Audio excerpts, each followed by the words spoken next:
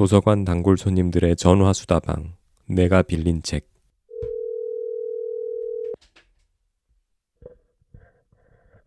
안녕하십니까. 도곡정보문화도서관 단골 손님 김민식입니다.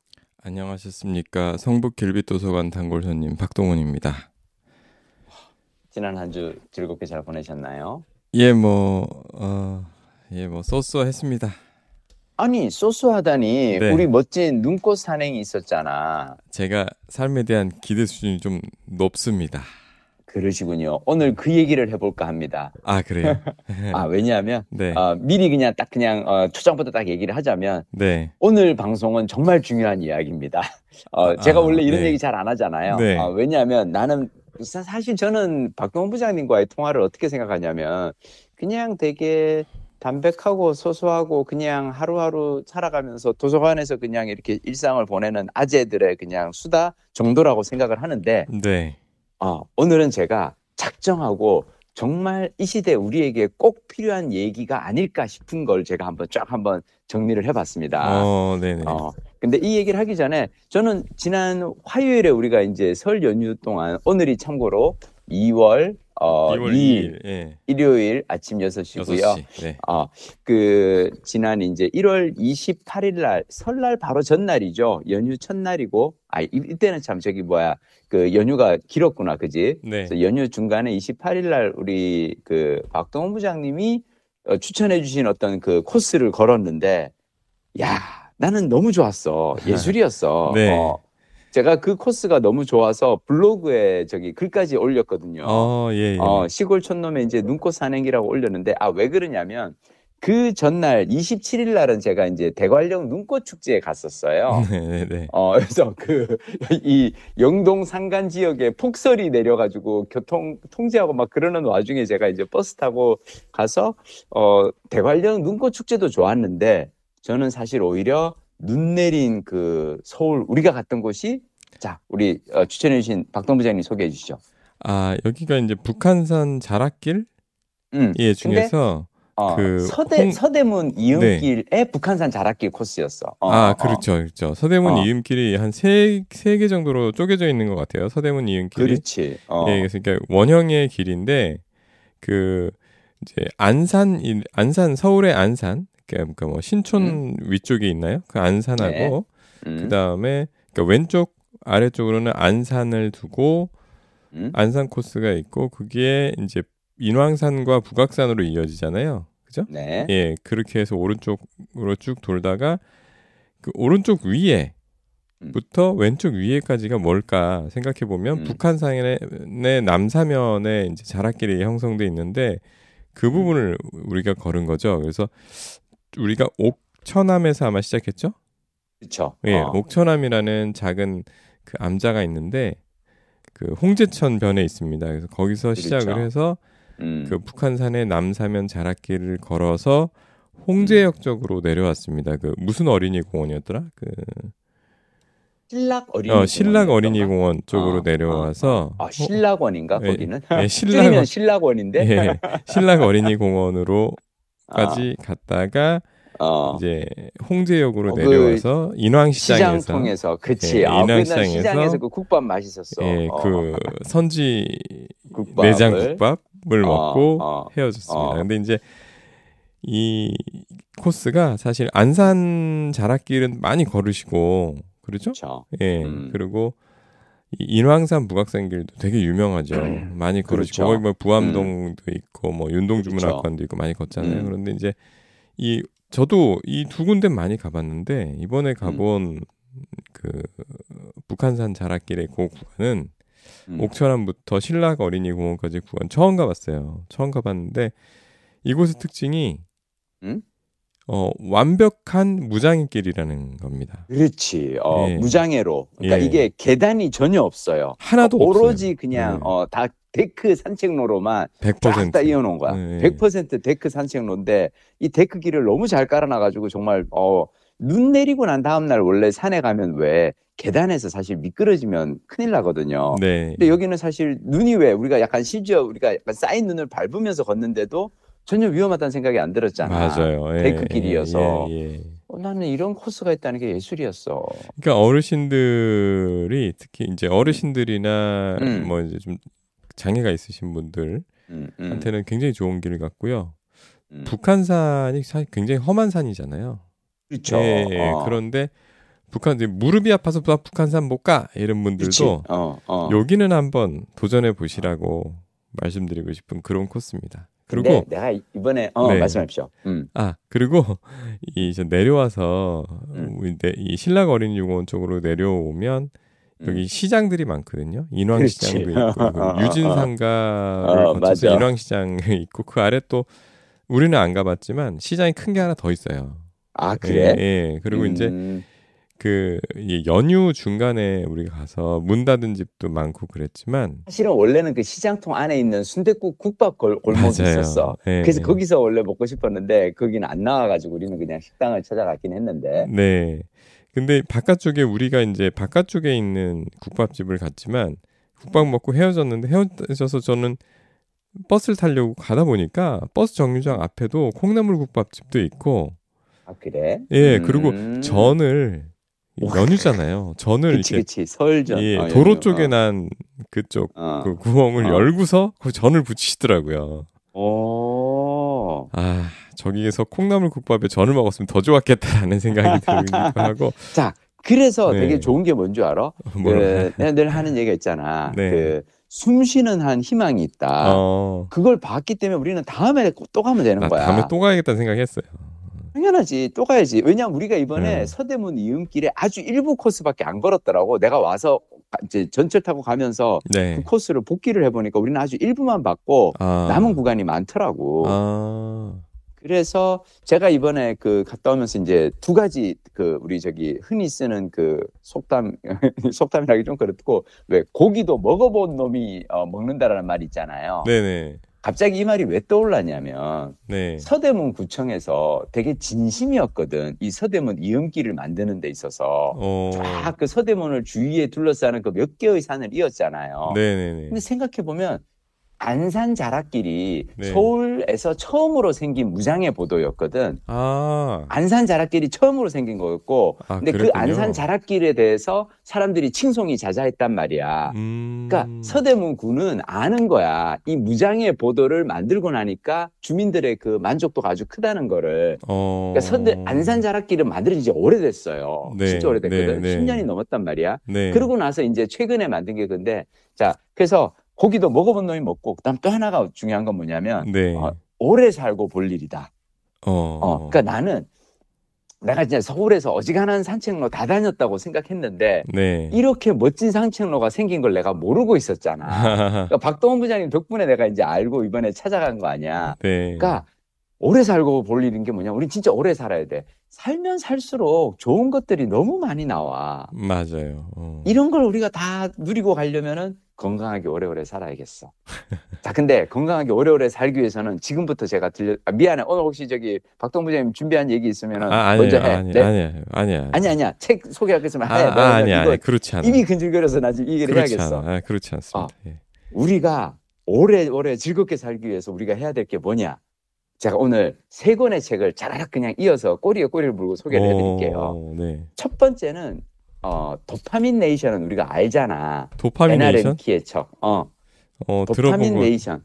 들어보긴 했지만 몰라요. 그래요?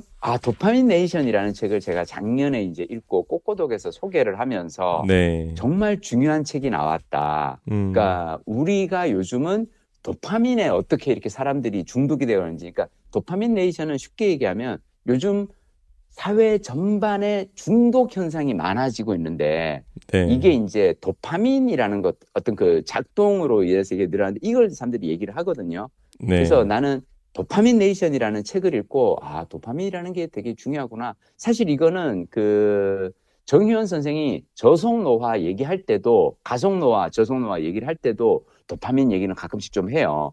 뭐냐면 사람들이 가속노화에 페달을 밟는 건 뭐냐면 중독이거든.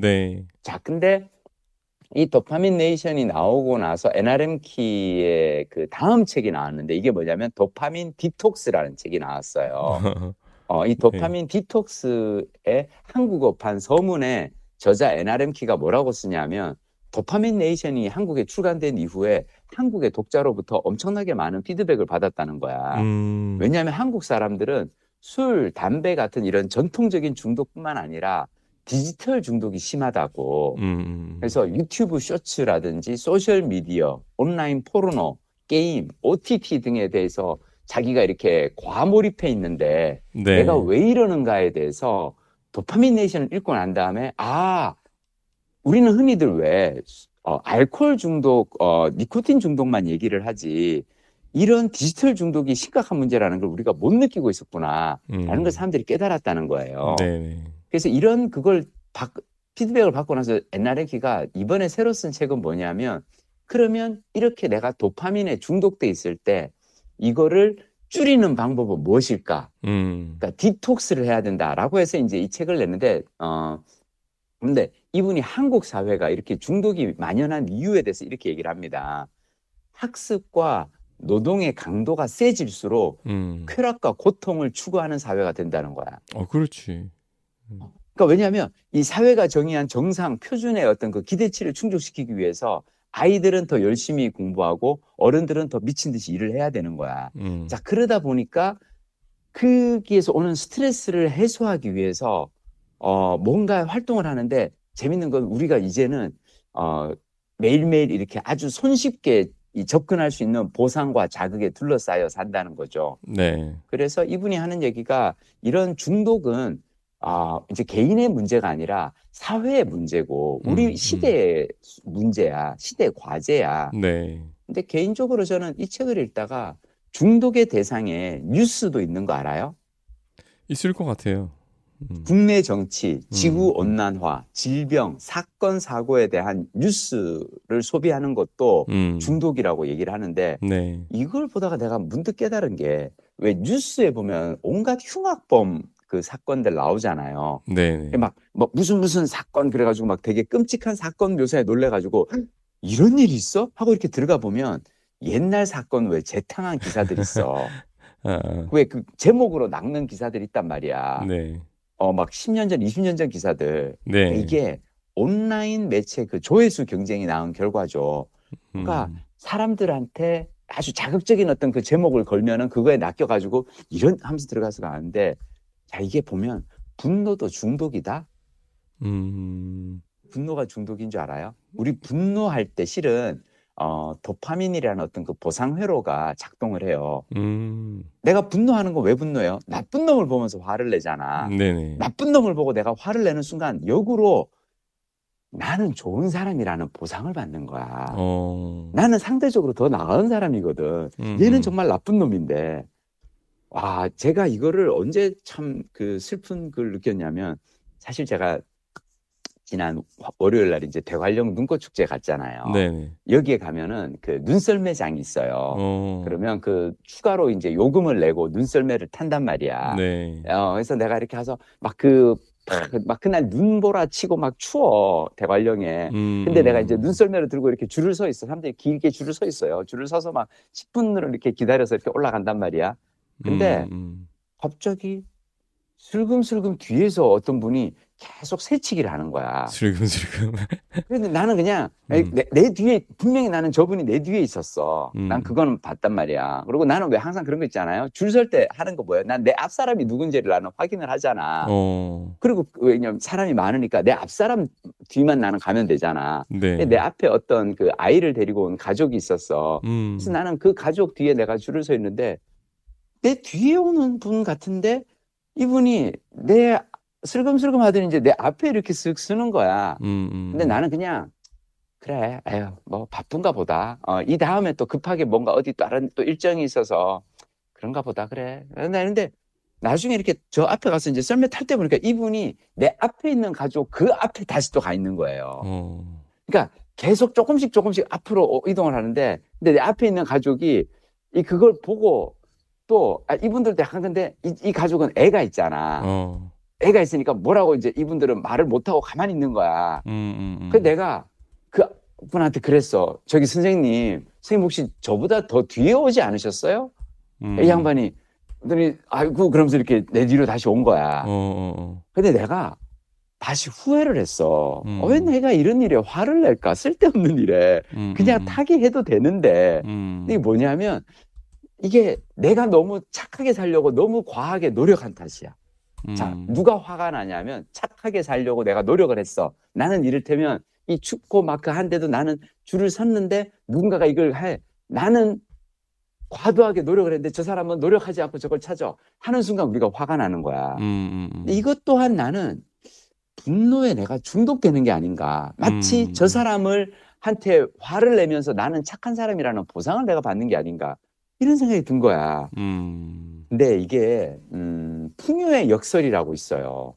그러니까 지난 30년 사이에 경제가 다 좋아졌어. 물질적인 지표는 다 좋아졌잖아. 네. 근데 사람들은 30년 전보다 더 우울하고 더 불안해하고 더 젊은 나이에 죽어가요.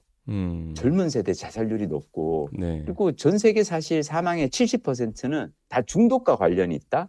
뭐냐면 흡연이라든지 음주라든지 신체 운동 부족 또는 잘못된 식습관, 그러니까 기름 달고 기름진 음식을 그러니까 다 이게 중독에 관련이 돼 있는데 이게 다 봤더니 부유한 나라에서 더 그런 거야.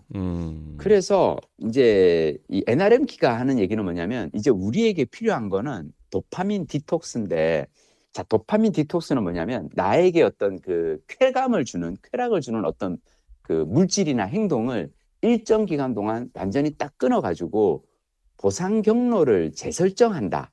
그러니까 이 도파민이 과도하게 분비되는 거를 막는 거예요.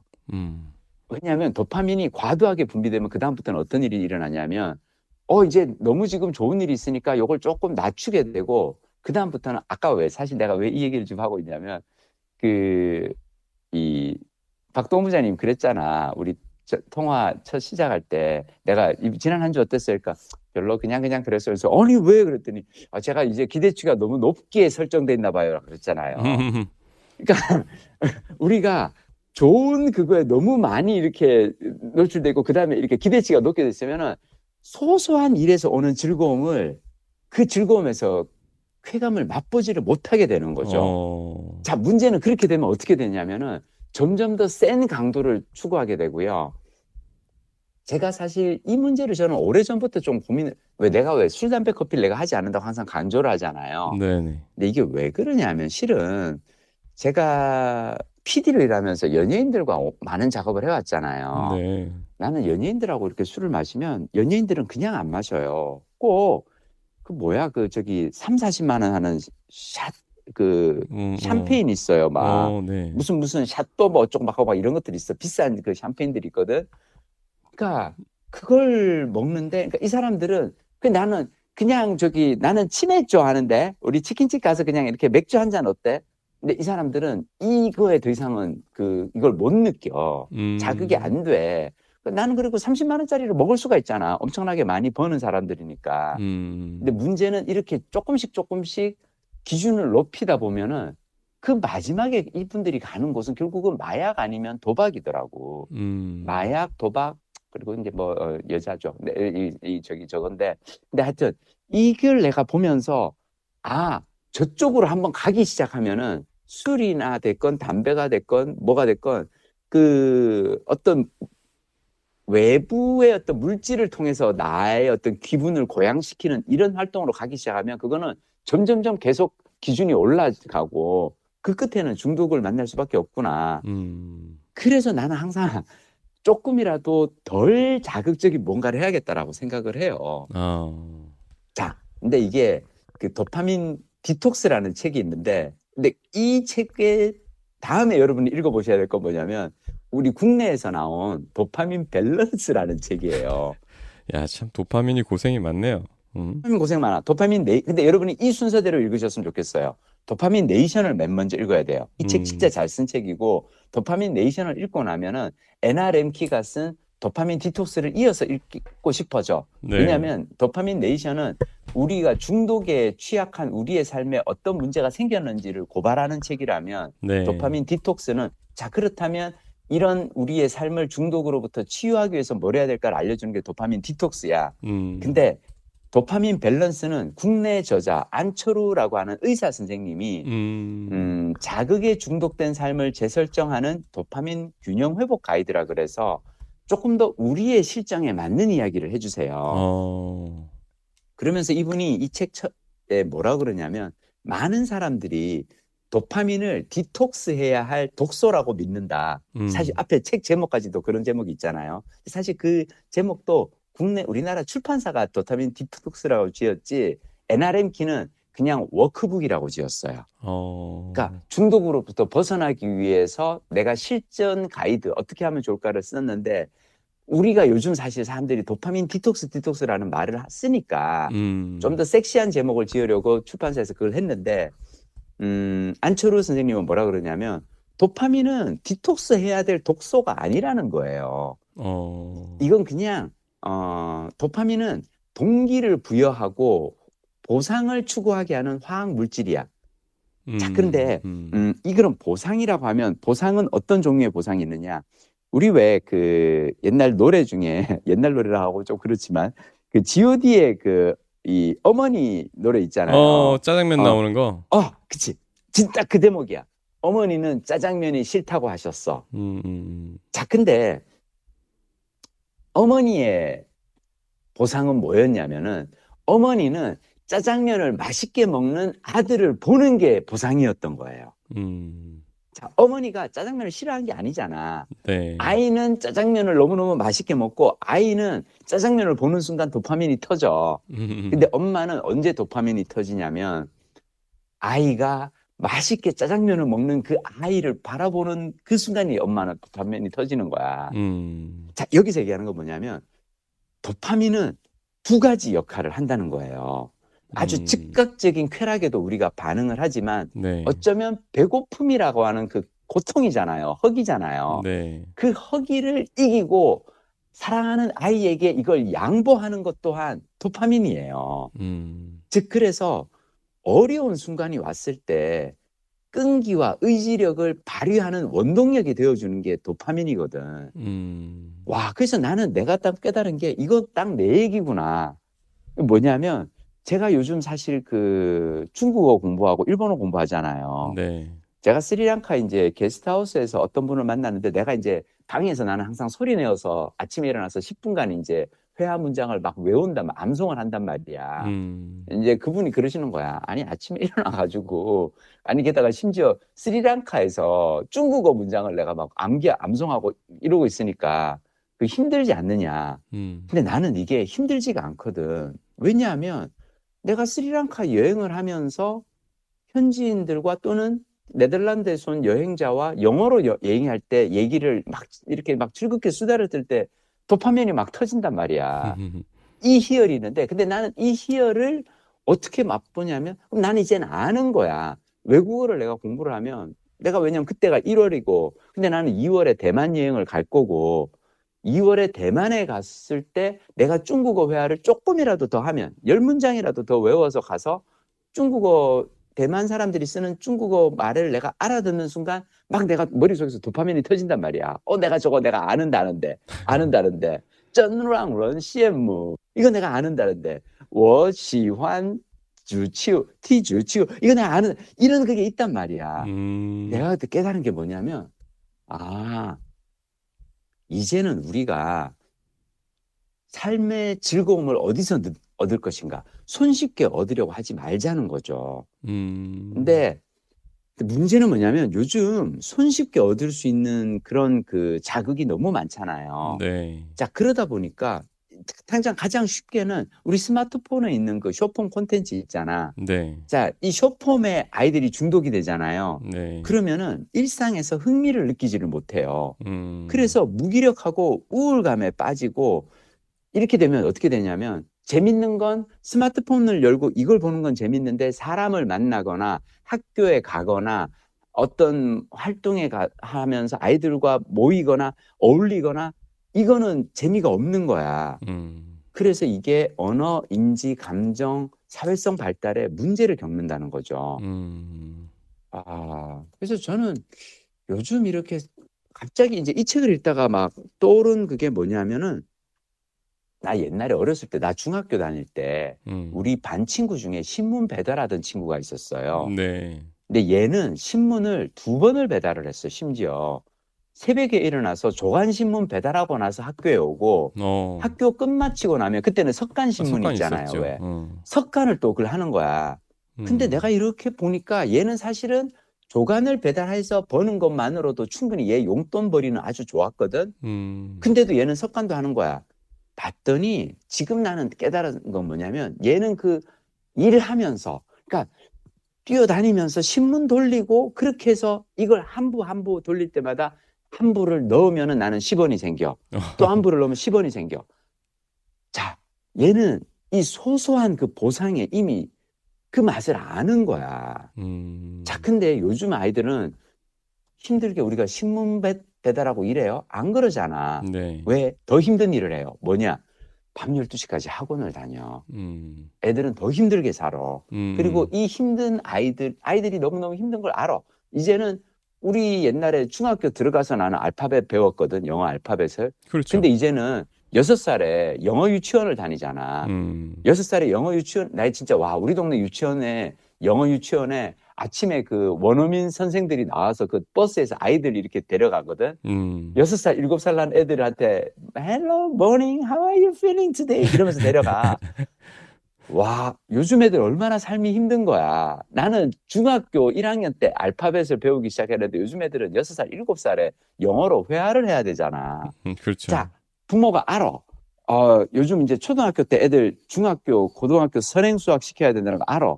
애들에게 힘든 공부를 강요를 하다 보니까 부모들이 대신하는 게 뭐예요? 쉴 때는 스마트폰을 보게 하는 거야. 10분, 20분 할 때 애들도 이젠 알아. 요거 내가 2시간 학원 갔다 오고 나면 엄마가 30분 게임하게 해준대. 이거 엄청 쉬워졌어. 이거 나에게 쾌락을 줘. 저 요즘 이거 진짜 어려운 문제라고 생각하고요. 근데 이거는 아이들만 얘기가 아니에요. 어른들도 마찬가지야.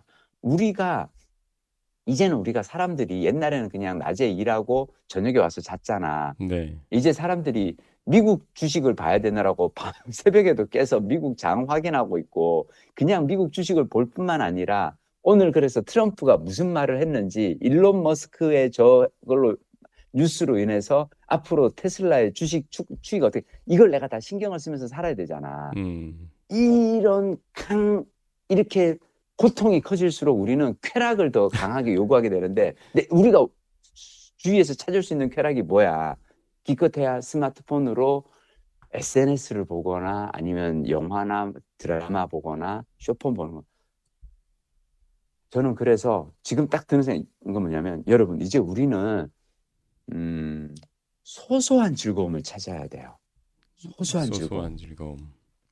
이를테면 산책, 독서, 운동, 명상 같은 소소한 즐거움을 찾으면서, 그리고 힘든 일을 분노나 어떤 그 스트레스를 주는 일을 좀 벗어나야 돼.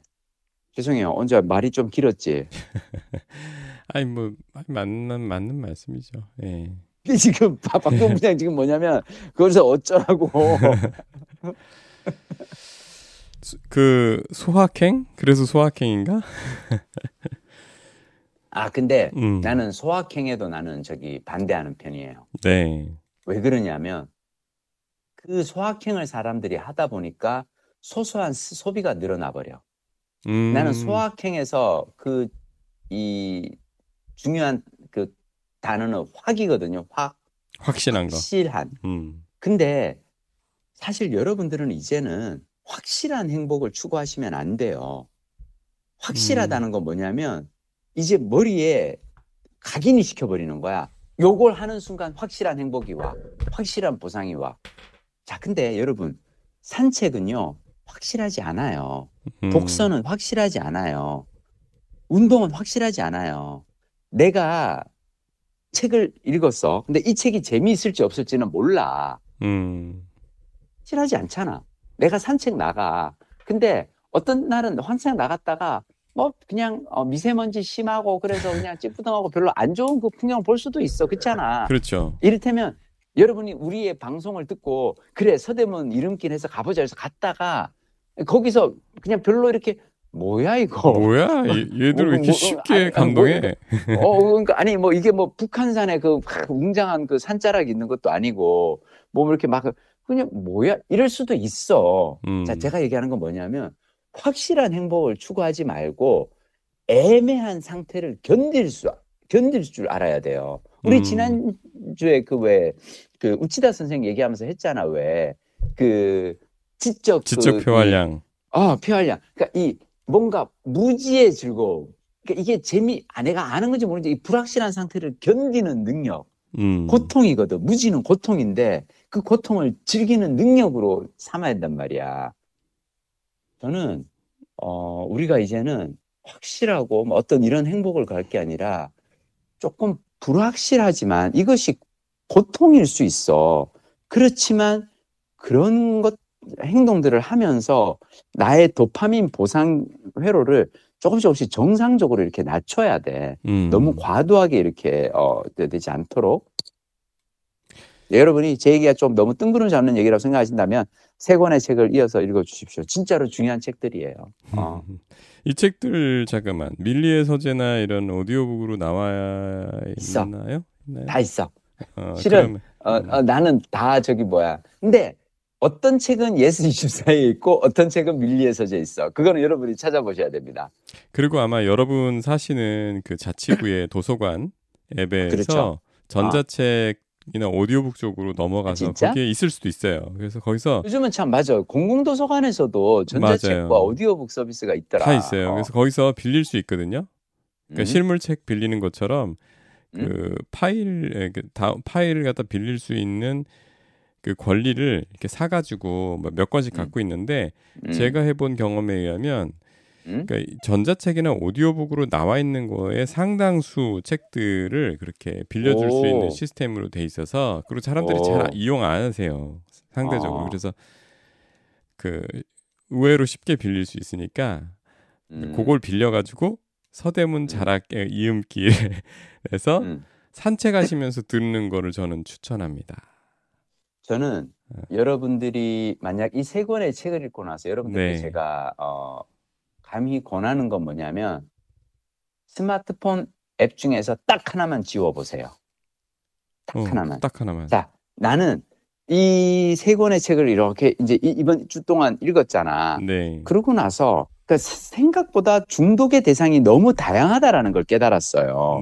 중독의 대상이 내가 아까 얘기했잖아. 뉴스 시청도 중독이 될 수 있고 많은 것들이 여기는 심지어 운동 중독도 있어요. 어떤 분은 운동에 너무 심하게 중독이 돼서 운동하다가 다쳤어. 그래서 운동을 하면 안 되는데도 운동을 안 하니까 자기 막 근육 빠지는 것 같고 막 그 멋진 몸매가 이제 그래서 다시 운동장에 나가는 그런 중독자도 있어. 그러니까 우리가 많은 것들이 중독이 되는데 그래서 나는 딱 하나만 한번 내 삶에서 중독은 뭘까 솔직히 되게 부끄러운데 제가 어떤 그 퍼즐 게임에 하나에 되게 중독이 돼 있어. 퍼즐 게임? 독서 중독도 있는데.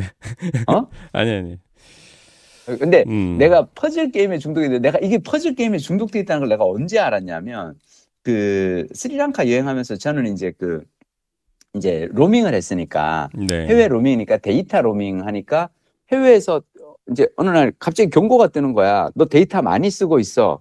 근데 왜 데이터 로밍 만약 데이터 다 써버리면 내가 나중에는 정작 중요한 구글 지도 같은 거 못 볼 수도 있잖아, 막.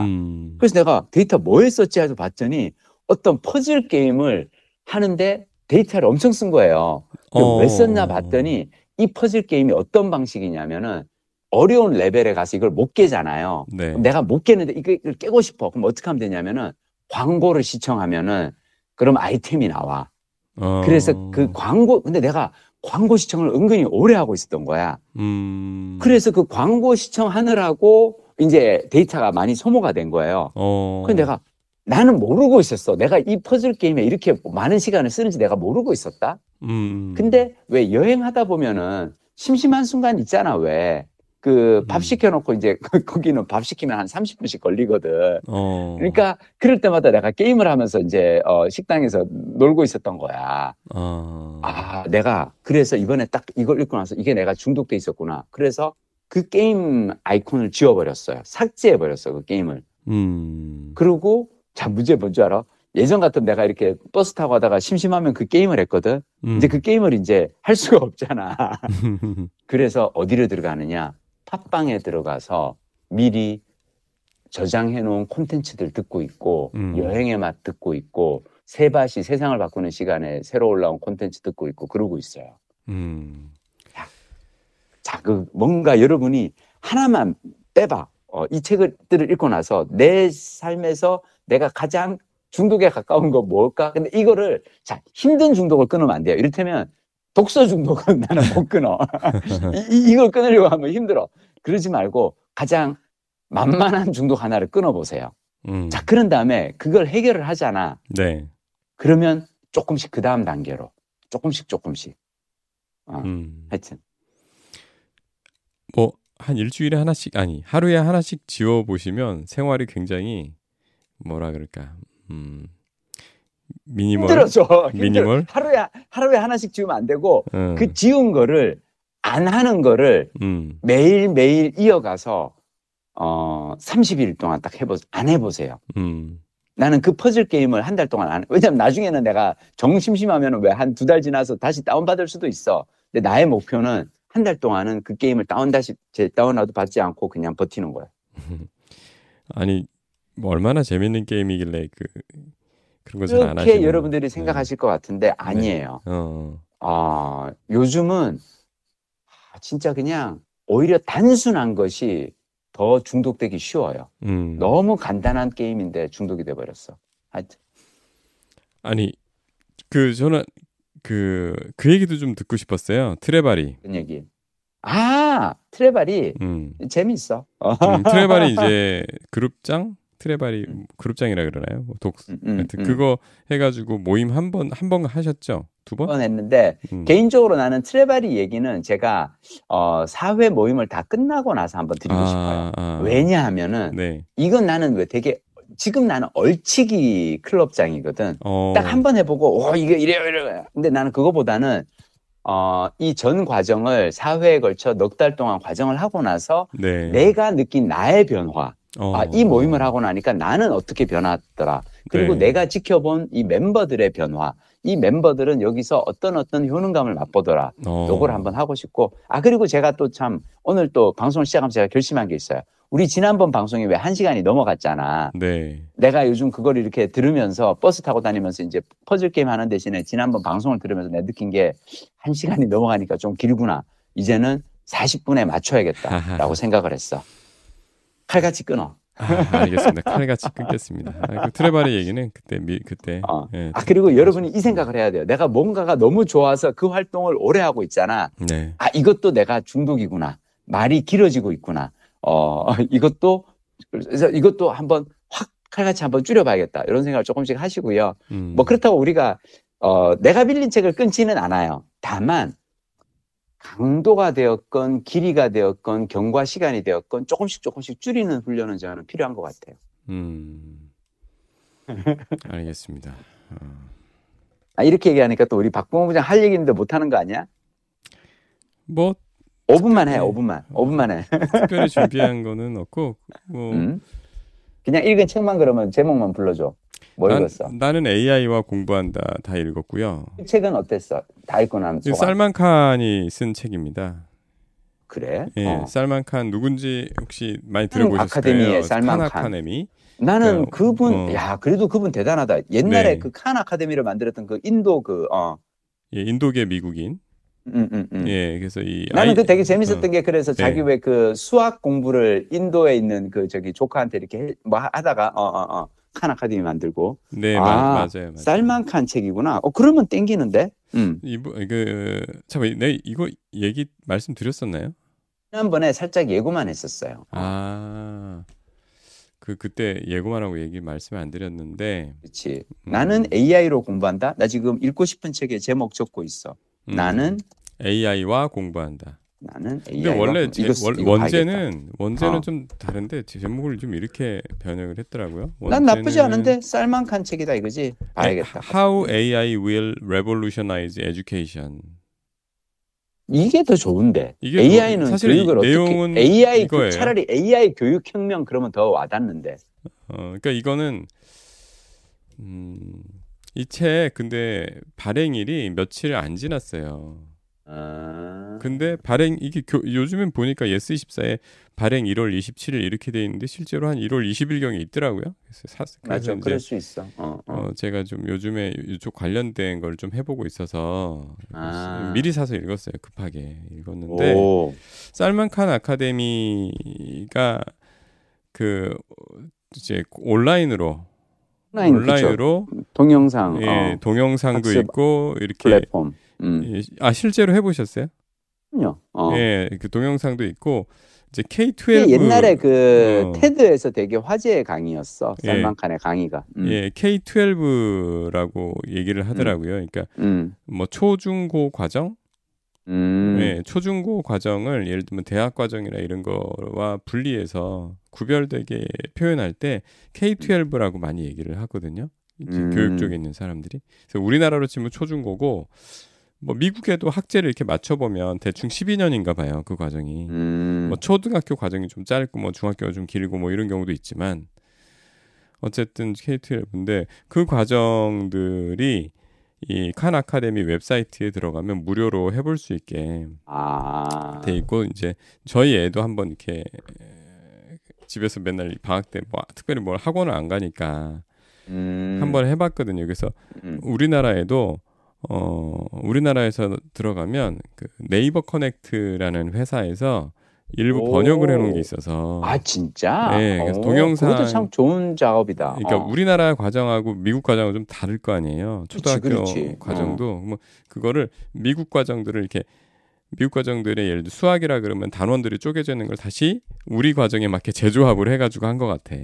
그래서 이제 진짜 사람들한테 늘 하는 얘기가 이제는 공부할 의지가 없는 게 문제지 공부할 방법이 없는 시대는 아니야. 맞아요.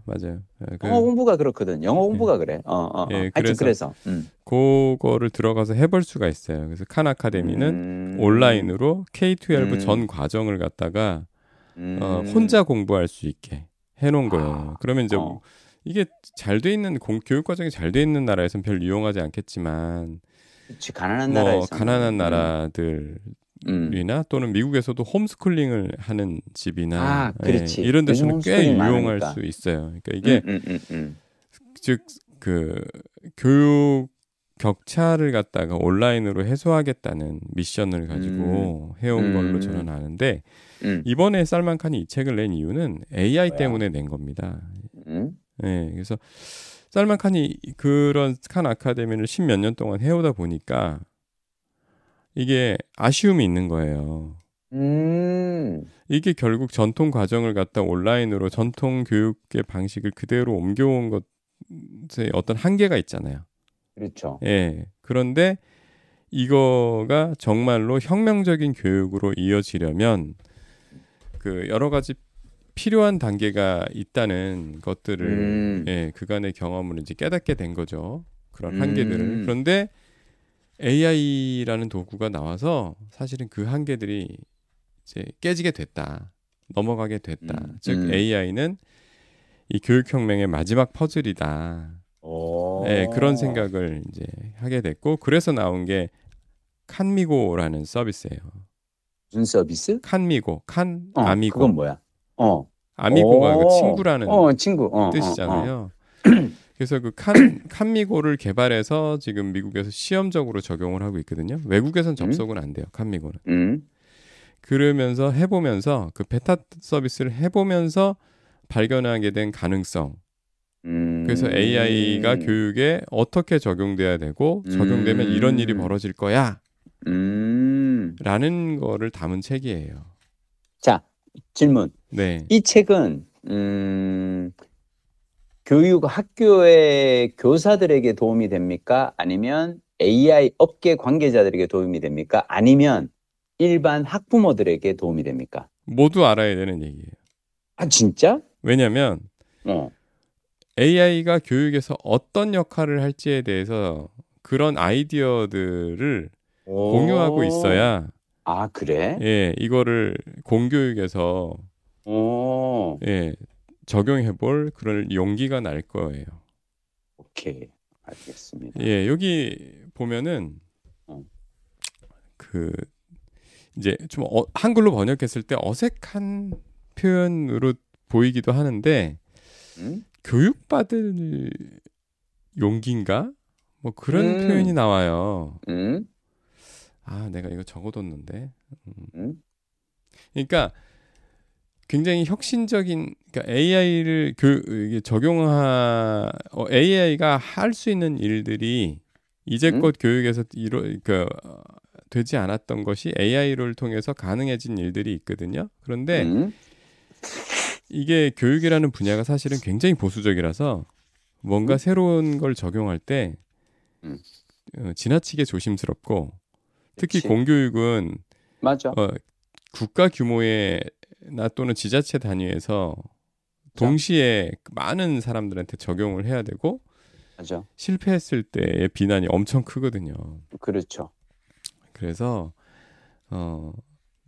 이해 당사자들이 학부모, 학교, 정책 수립하는 쪽이 동시에 이런 아이디어가 가능하고 효과가 있어요 라는 거에 어느 정도 동의한 상태에서 적용을 할 수 있는 것들이 많잖아요.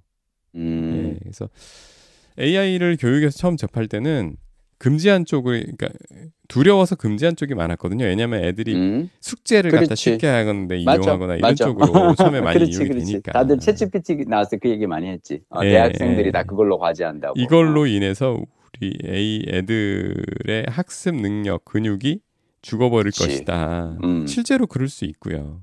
그렇지. 예. 그래서 막 교육부 그 지자체에서 미국에서는 금지하는 곳이 많았답니다. 오케이. 예. 그런데 이제 다른 쪽의 관점은 이거를 교육의 조력자로 잘 활용을 하면 이제껏 예를 들면 교사 수가 부족하다든지 또는 개인화 학습이라는 것이 원천적으로 쉽지 않았다든지 기존의 방식에서는 예. 시간이 너무 많이 걸린다든지 뭐 이거를 여러 가지 도구로 애들한테 뭐 창의적인 수업을 해보고 싶은데 그러면 진도를 못 나간다든지 이런 거 있잖아요. 예. 그런 문제에 있어서 해결책이 될 수 있고 그걸 구체적으로 이렇게 적용하면 돼. 예, 이런 얘기들을 주로 담고 있어요. 그래서 사실 이 책 한 320페이지 정도 되는데 내용은 금방금방 넘어가는 책이에요. 오케이. 예, 그래서 지금 학교에서 우리나라 그 AI 교과서도 굉장히 이슈가 되고 있고 하기 때문에 한 번쯤 읽혀보면 좋을 책으로 보였습니다. 이 책을 제가 읽어보겠습니다. 그리고 같이 한번 둘이 얘기를 나눠보시죠. 제가 요즘 사실 AI 관련된 책들을 많이 봤거든요. 집중적으로. 요즘에 뭐 딥시크로 화제가 됐지만 그 전에 최근 한 달 동안 집중적으로 많이 봤어요. 그러니까 AI를 갖다가 왜냐면 그동안 또 엄청난 발전이 있어가지고 제가 1년 전에 집중적으로 한번 봤던 때하고 또 많이 달라진 거예요. 예, 프롬프트를 쓰는 방법도 예전하고 좀 달라진 것 같고 그래서 집중적으로 했었는데 나는 미치겠는 게 뭐냐면 나는 박동원 부장처럼 1년 전 어떤 박동원 부장 수준처럼 해본 적도 없는데 이미 그 다음 단계로 지금 나아갔다니까 약간 어떤 생각이 드냐면 그럼 차라리 그냥 기다렸다가 다 이렇게 저거 하고 난 다음에 그 다음에 가야 되나? 아니야. 뭐 그거보다는 계속 꾸준히 업데이트해 나가는. 내가 늦었다. 늦었다고 생각하시는 분들한테 아니에요. 지금 하는 게 더 효율적일 수도 있어요. 그러니까 지금이라도 하세요. 알았어. 라고 말씀을 드리고 싶고요. 1년 전에는 사실 이거를 갖다 업무에서 되게 잘 쓰려면 프롬프트에 대한 지식이 더 많았어야 했어요. 근데 지금은 프롬프트가 조금 어설퍼도 얘가 워낙 개떡같이 말해도 찰떡같이 알아듣고 하는 부분이 커졌기 때문에 좀 더 그러니까 예전에 1년 전에는 했을 때 나온 결과물이 완성도가 떨어지다 보니까 AI 별거 없네 그리고 옆으로 치워본 분들이 많았지만 지금은 이거 되네. 바로 써도 되겠네. 이런 게 많기 때문에 지금 열심히 해두면 좋을 것 같고. 알겠습니다. 또 제가 23년 중반에 나온 조이스 박의 챗GPT 영어 공부법이라는 책이 있었잖아요. 그 책 너무 좋지. 네, 제가 이 책을 요즘에 저희 애가 영어 때문에 둘째가 좀 고생할 것 같은, 너무 뭘 안 시켜가지고 알파벳도 이제 제대로 못 쓰는 상황이라, 그래서 이게 안 되겠다고 내가 좀 나서야겠다라고 하면서 좀 둘러봤더니 이 책 잠깐 덮어뒀었거든요. 아니 이분 정말 대단한 분이네 싶은 거예요. 아니 진짜 대단한 분이야, 조이스 박님은. 23년 중반이면요. 맞아. 나온 챗GPT 발표한 지 얼마 안 됐을 1년도 안 됐을 때인데 그때 이 책이 나왔고, 맞아. 이 책이 그때 나왔다는 거는 이분이 나오자마자 진짜 열심히 바로 열심히 그걸 써본 거야. 써본 거예요. 그래서 방법을 개발한 거죠. 지금 봐도 유용해요. 저는 이런 생각을 했던 거죠. 이거 23년 중반에 나와서 이제 아웃데이트. 그럴 수 있지. 네, 그랬을 거라고 기대를 하고 덮어뒀는데 지금 이제 써야 되는데 이러고 봤더니 그치. 야, 이거 내가 그 책을 내가 빌린 책에서 소개한 게 벌써 언제적 일인데. 네. 맞아. 좋았습니다. 괜찮습니다. 오늘 하여튼 막 우리가 시대를 아우르는 화두를 막 우리가 얘기하는 것 같아. 도파민과 AI에 대해서 막 이렇게 시대를 넘나들며 막 다양한 얘기를 하는데 하고, 그러면 우리는 다음 주에 네네. 대만에서 인사드리겠습니다. 아이고 부럽네. 대만 어디로 가십니까? 내일 대만 가고요. 내일 대만 어디로 가냐면 제가 딱 그냥 대만 일주입니다. 그러면 길겠네요. 3주간 대만 전체를 제가 일주를 한번 하고 오겠습니다. 야, 아주 즐거운 여행. 지금 막 여행 계획 짜면서 난 너무너무 하루하루가 너무너무 즐거워. 이 도시에 가서는 뭐 할까? 저 도시에 가서 뭐 할까? 대만 3주면 사실 이거 한 달 살기 아니에요. 여행이 아니고 한 달 살기네. 부럽습니다. 아니야. 그쪽 말로 끝 인사해주세요.